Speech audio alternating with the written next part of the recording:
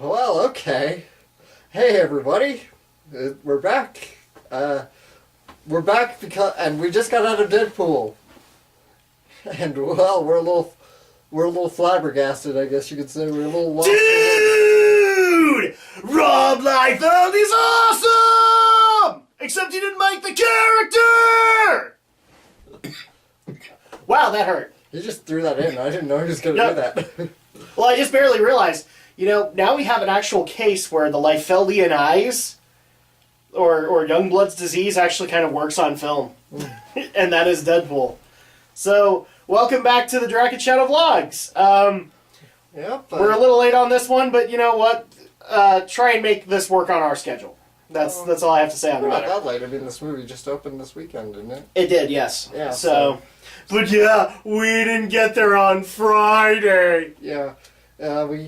It's a little too hard to do Friday nights now because he's got a baby to take care of, and especially like I'd have to get a babysitter because I can't take her to the movie. Yeah. So this is not a movie you can take her to. Although strangely enough, in our theater there were kids. Yeah, there were at least a couple kids, but at least they were well behaved, at the very least. That's not the part that I'm concerned about. I like it. You know what? As a parent, I don't want the questions that come after this movie. Mommy, where were all the women from? Don't ask that. Don't ask.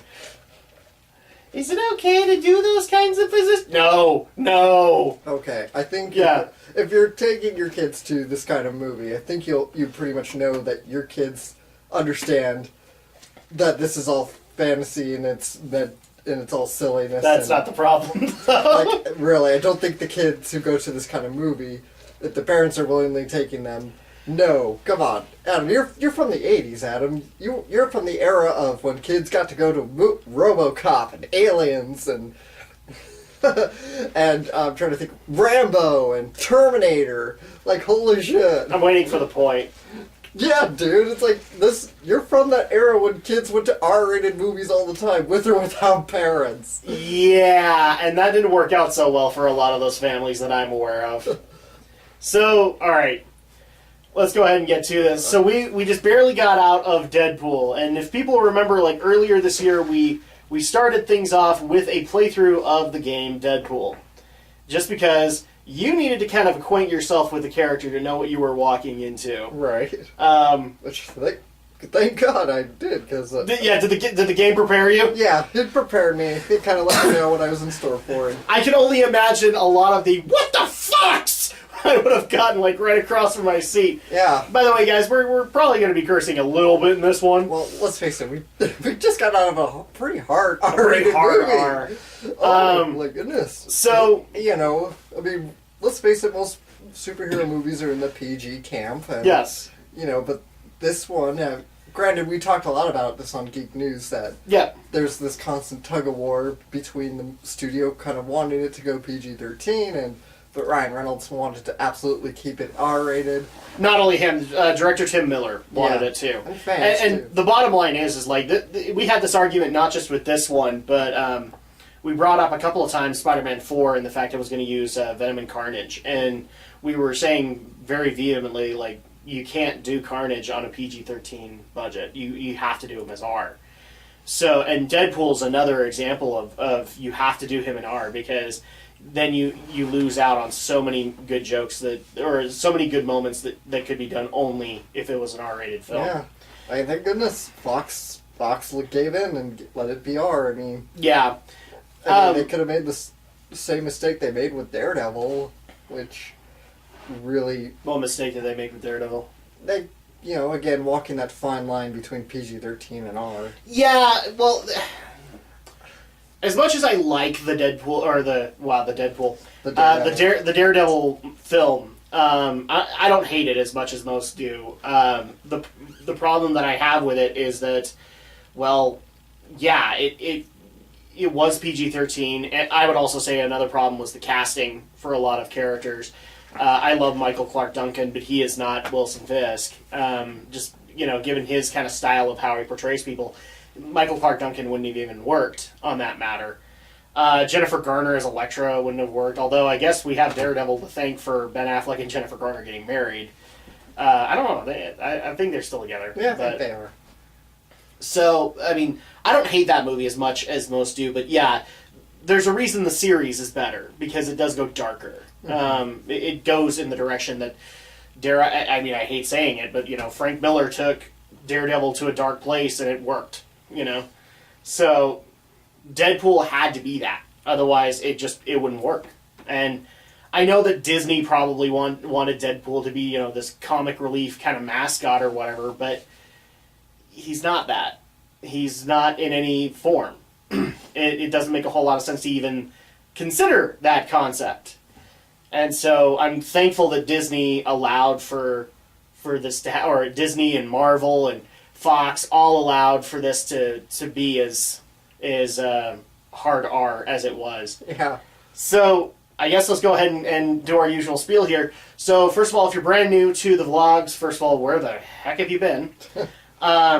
And the second thing is that we are going to go into the plot. We're going to explain, not exactly point for point, because we can't really do that with this movie. Yeah. It's not because of biopic reasons. This plot was pretty scatterbrained, and for a good reason.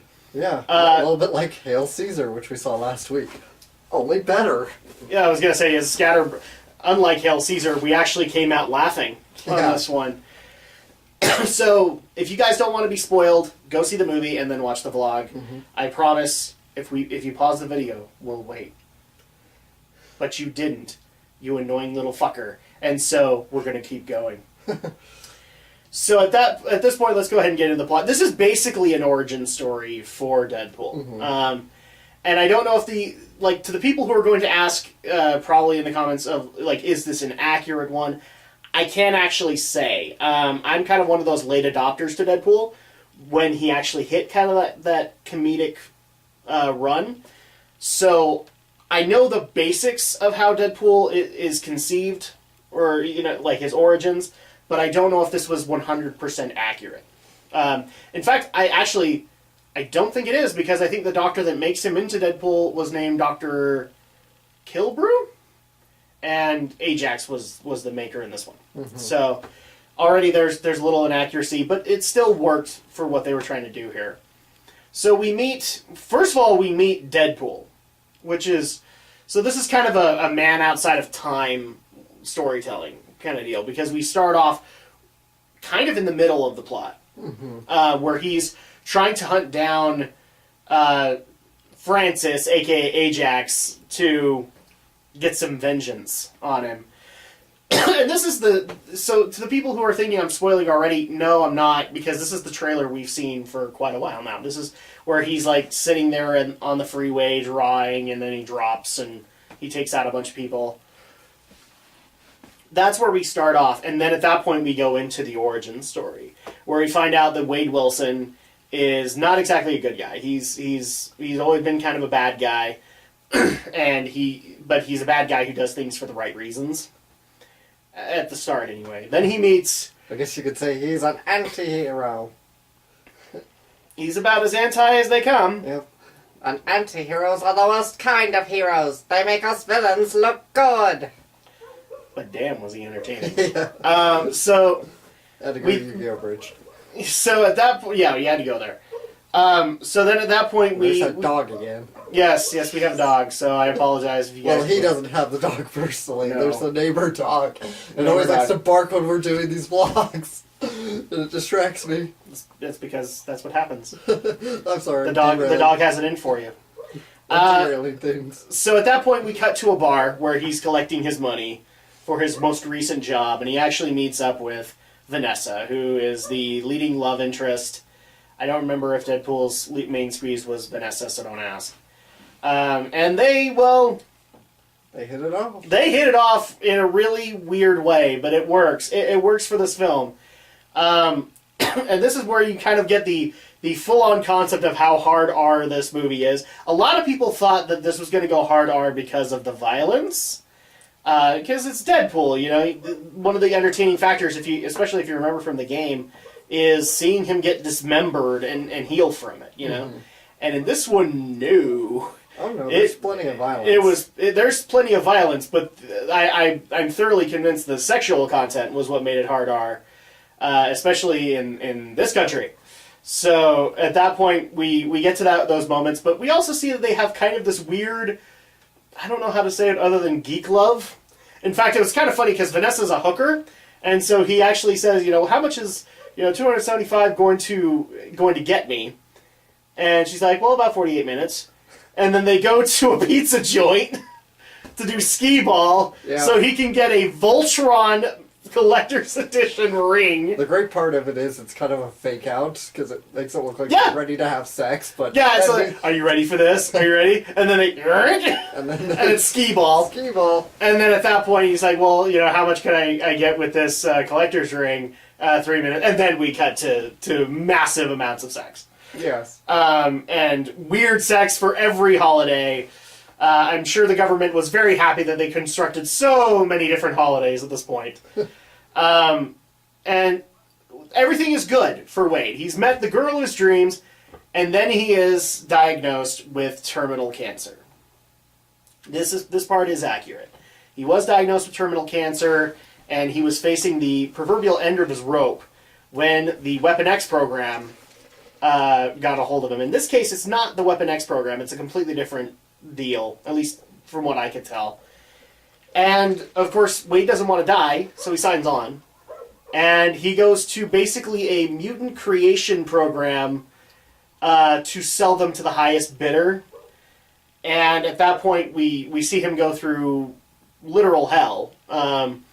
They go through, they try to activate his latent mutant genes, which is, again, a deviation, because Wade Wilson in the comics was not a mutant. He actually had Wolverine's blood put into him, and that's why he has the same mutation. So we had that happen, but then we get to where he's put in basically a vacuum tube, and all of the air is sucked out, and that's when his latent mutant genes kicked in, and he can rapidly heal. I think he's faster than Wolverine. So at that point, but it also wrecks his face. It wrecks his body. He is a mere shadow of his former self. Ryan Reynolds is pretty damn hot, but even with all that makeup, it's kind of hard to see that. And he's pissed off about it. Obviously, he wants his looks back, and this is just the price that he had to pay. And we kind of cut back to current day, where he is now going to get revenge for the fact that his face has been screwed up in order to get this mutant gene in him. And so his goal is to find Francis, aka Ajax, to undo this. Mainly because of one little line that Ajax says is like, "Don't you realize I'm the only one that can cure you?" And so at that point, he actually takes it literally. He's like, this is the only way to get this fixed. And because of that, he doesn't actually go to see Vanessa again because of his face. So we kind of cut back to present day. It cuts between this and present day a lot. And we actually get to see Deadpool on the news at Xavier's School for the Gifted. And we then cut to Colossus. We actually have some X-Men in this movie. We have Colossus, and we have Negasonic, I think is what her name was. They actually come out and try to recruit Deadpool to the X-Men. Well, Deadpool ain't having that crap. But we finally get to have... I would actually like to point out, we actually get a legitimate Colossus in this movie. A lot of people like me have been mad ever since X-Men 2 when they hinted we were going to get Colossus. We haven't had him in the X-Men, and he's one of the cooler X-Men in my opinion. I mean, for crying out loud, we could repeat the meme, all the time. But we finally get him, and he's a total Boy Scout, as you would expect. And so they try to recruit him. Doesn't work. But at that point, Francis learns more about Deadpool than he should have. So now he knows about Vanessa, and he goes to kidnap her. So this is now the typical action movie plot. Now Deadpool has to go and rescue her. He enlists the help of Colossus and Negasonic to be able to do that. Only them, because apparently they couldn't pay for another X-Man in this film. So we have, and I promise I'm not trying to condense the plot, but this is about as condensed as it is. So they go to have their final battle, which is a big, huge event, and in the end, Deadpool finally reveals his face to Vanessa, and it is the face of Hugh Jackman. No, I'm kidding. And we get to have the whole "oh, you're such a beast, but I love you anyway" kind of plot line. And that's pretty much the plot of Deadpool, because a lot of it is just backtracking and jokes. And really, that for a typical Deadpool kind of story, that's the way it should be. And my phone's buzzing if you can't tell. This is probably how it should have gone, because really the thing that people love about Deadpool is the jokes and the fourth wall breaking, and holy crap, there was a lot of that in this movie. So let's go ahead and get into likes and dislikes. Why don't you go ahead and go first, Alex? I'm going to go grab my phone. All right. And see what the hell is going on. Okay. Boy likes. Boy, this movie was fun. This was a lot of fun. Yeah, this is a refresher, because Hail Caesar was so disappointing. Just wasn't funny. Yeah. Like, there were a couple of good moments, but nothing above a ha ha ha ha. This one actually had us kind of reeling in the chairs. Yeah, this was really funny. So, everything was, between the fourth wall jokes, the best part was the opening credits, which were gag credits, more or less, and they all had, joke names, starring Deadpool. Yes. A hot woman, a CGI character. Yeah, the opening title sequence was great. Comic relief. It really made sense to the character. So, yes. let's take a quick break, because I gotta text your sister. Let's see. Aside to Deadpool, just Sonic Creations. Okay, cool. All right, we're back. Sorry about that. Thanks, Adam. You're making me do more editing. I know. I'm sorry. I'm sorry, man. I'm sorry. So let's. So yeah, other likes. I mean, the title sequence was great. Yeah. The ending sequence was great. It was really clever. A lot of the jokes were very clever. Mm-hmm. Especially a lot of the fourth wall breaking. That was. And here's the thing too. Some people might actually be disappointed because we didn't get the voices in Deadpool's head. Well, I'm kind of glad we didn't, because I'm not saying that it doesn't work, but Ryan Reynolds needed to establish the character first. And so at that point, if you hadn't established that, then the voices just don't make a whole lot of sense. So I'm glad that they actually kept it to just Ryan Reynolds being Wade Wilson, not a serious Wade Wilson and a kiddie Wade Wilson. Instead, they just let Wade make the jokes. Yeah, I still would have liked the voices myself, because I enjoyed that part Well, of the game. We're going to get Deadpool 2, people. Well, we don't know that we're going to get the voices in Deadpool 2. No, but that would probably be the best way to introduce them, is to have that happen. Mm-hmm. And I'm sure Ryan Reynolds will play them. It's like the Deadpool game, where Nolan North played all of the voices in Deadpool's head. It makes sense for him to do that. And I had no problem with that. Another thing that was disappointing to me, I gotta say, with that opening sequence and throughout the movie, there were a lot of Green Lantern jokes. And I liked the movie, unlike most. And this just pretty much anchored to me that I'm never going to see Ryan Reynolds as Hal Jordan ever again. And that makes me sad. Because I think he kicked ass as Hal Jordan. But at least at that point, Ryan Reynolds can say he has a superhero movie under his belt that didn't tank. Yeah. So this movie's done really well for him. So other positives or negatives you want to bring up, or I think that's about it. I mean, it's a well-made film overall, and it was a lot of fun. Glad it came out. Glad I saw it. I will say, a lot of people would probably get on this movie's case for a lot of the bullet time moments, but and some of the shots that they tried to do in this movie, but everything kind of worked. Even the bullet time worked, because that's the kind of character Deadpool is. To have that bullet time moment and then him move over to the screen and talk to the viewer. It makes sense for that to happen. So I know people are going to complain about that, but it works. I gotta say that there wasn't a whole lot to dislike about the movie. I think that a lot of the jokes really, really worked. If anything, I got a little tired of the fact that Wade would not go up and talk to Vanessa, and we had to have that whole man-up moment in the bathroom. It's like, dude, it's Deadpool. You just killed like 12 guys on camera using only... No, it was like 20 guys using only 12 bullets. You know, I would think this would not be a hard thing for you, but they made it a hard thing.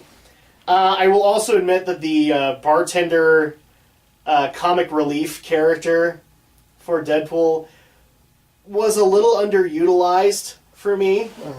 Mainly because, like, they had... I mean, obviously they had the moment where he's making fun of his face. And they had some good moments aside from that, but considering that, you know, Wade is supposed to spend a lot of time in this bar, at least the way the film portrays it, he doesn't. And so it feels like that character didn't need to be there, for the most part. Like, do you get what I mean? I think... Well, I don't know. I liked him. I thought he was fine. I thought he was okay. I just thought he was too underutilized. Yeah, maybe a little bit, but... Also the... For, right? What? That's what sequels are for, right? Yeah. The other one was the blind woman. Right. I thought she was pointless. Aside from, like, joke riffing. And really, it should have been just Deadpool making fun of her endlessly, but he wasn't. He was making fun of IKEA with her and a couple of other things. And also the creepiest moment that in this entire movie was actually with her. It was the baby hand. And I'll admit, and I actually want to ask you, was it just me, or did, like, for a couple of those shots, did she look like Nichelle Nichols? I don't even know who that is. The original Uhura from Star Trek. You're asking the wrong person. She wasn't, but I was just like, oh, Nichelle Nichols, no! You're in Deadpool now! And I had to take a look at her face a couple of times. I'm like, no, that's not her. But that would have been a sad moment. And the fact that he didn't make a single Star Trek joke. Yeah, I can't really find a whole lot of stuff to be negative about with this film without getting nitpicky. Yeah. Maybe Negasonic to some extent, because, wow, she must be a new X-Men, because I don't remember the character, and oh my gosh, she is the millennial X-Man. I mean, don't get me wrong, she had a couple of good moments where I thought it was funny. She had to tweet before she could attack somebody, but then we had the whole snarky moments in between that just kind of drove me nuts with the character, just because she's a brat. She's just a brat. If for the only reason that I liked her was because she was actually wearing the X-Men First Class uniform, which makes me hopeful that X-Men Apocalypse will have that same uniform. Yeah, I can't really find a whole lot of... There's tons of positives. I mean, for a comic book fan, for a superhero fan, for... I would actually dare say this is probably the closest to like a superhero comedy you will ever get. Especially with this character. Mm-hmm. So, yeah, there really isn't a whole lot to add to this. I think Tim Miller and Ryan Reynolds did a great job with the character and trying to tell a story that people could get behind. So I guess we can just cut to final verdict here, because final verdict for Deadpool, Alex? I give it a 9. Wow, you're not rating it perfectly? No. Okay. I'm actually kind of there too. I'm kind of 9 out of 10. I do feel that, like, maybe there were a couple of things that could have been improved on. Like I said, the bartender could have had more of a role. Vanessa could have had more of a role in the movie. And I actually looked up the one girl who actually was played by, I think her name is Gina Carano. She's actually one of the... We brought her up a couple of times. She was one of the candidates for Wonder Woman, for Batman v Superman. Which is funny, because she was basically playing a Wonder Woman-esque character. I will at least give this movie... Like, I'll also give this movie props for finally giving me frickin' Colossus. Because Colossus is one of those X-Men that I just haven't understood why he hasn't been on screen. Mm-hmm. It's like a lot of... Like, I think you and me even had this this argument with the X-Men movies. Is we had Bobby Drake, and he wasn't becoming Iceman until movie 3, and it made absolutely no sense for him not just CG into Iceman before that. Same thing with Colossus. And for all the people who are going to be complaining about, oh, he's so roided out, that's who Peter Rasputin is. So that wasn't inaccurate. So yeah, 9 out of 10 for both of us. How much money would we actually recommend that somebody pay to see Deadpool? You know, full. I can say safely, you can go full price and won't be disappointed. Yeah, you could go prime time. I actually think this would be a great thing. Like, if you guys want to, if you want to introduce your friends to Deadpool and they know what they're walking into, then this is a great way to do it, and to do it prime time. I think we actually saw that Deadpool was in 3D. I don't know if the 3D would be worth it in this film. Mainly because there's really only one character. Like, Colossus would probably be worth it in the 3D, but a lot of this was like live action, so I don't know how they would implement it. That's me personally. Yeah, I don't see a huge need for 3D with this either. No. Other than, like, the opening sequences or the slowdown, the bullet time that would have looked pretty cool, but you know what? You don't need 3D for that to be cool. Mm-hmm. So, yeah, I think that's going to go ahead and wrap up Deadpool. We both love it. We both highly recommend it, especially to comic book fans. And, man, I can think of like 10 friends right now that want to see this movie and have waited on my recommendation anyway.